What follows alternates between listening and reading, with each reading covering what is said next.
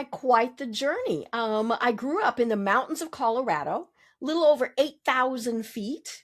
And closest big town, I tell people, when we went grocery shopping, it was 65 miles in a different state. We had to go to Wyoming in order to do that. So I think probably a lot of that is what created who I am. Very independent. I am an only child.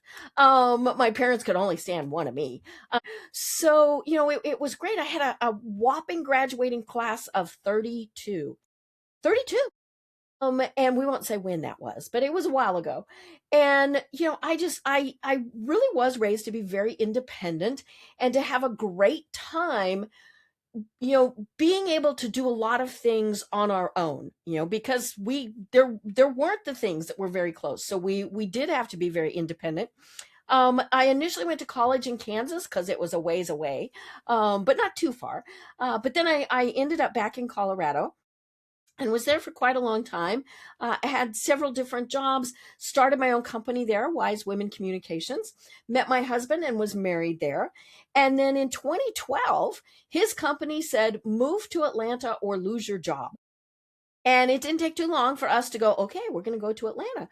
We don't have kids, so it wasn't a matter of moving them. We did have to move the dogs and the cats, and so that was an experience. But, came down here, embedded myself in the world here. I used LinkedIn extensively to reach out to people, to connect before I'd ever even moved. Really had a good time with that. Got here, was doing really good, was the good kid that went for my annual checkups, and I had a mammogram that came back with something wrong. I wasn't even home from the hospital when they called and said, hey, you need to come back. And so that kind of started me on a totally different journey, one that I had obviously never intended to go on. And many years ago, I worked for an oncologist, a cancer specialist, and I worked for the American Cancer Society. So I know just enough to be dangerous, right? When they start floating those terms around, I know what those terms mean.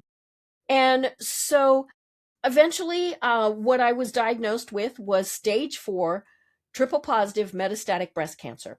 That's not good, because stage 4 is not considered curable. Now, it can go away.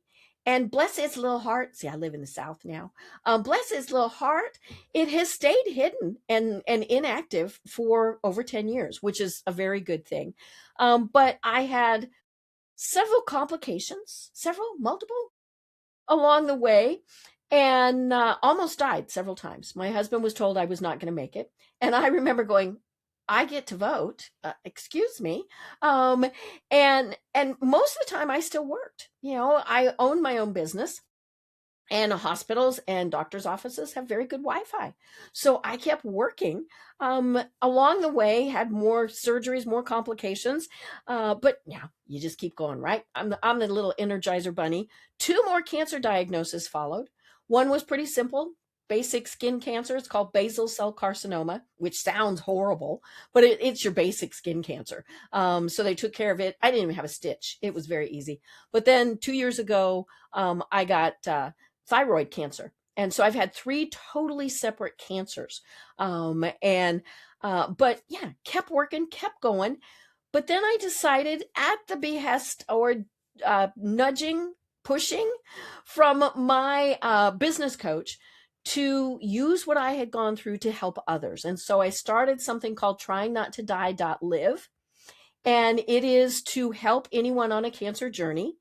And now I am an integrative cancer coach. So I work with executives who are told they have cancer.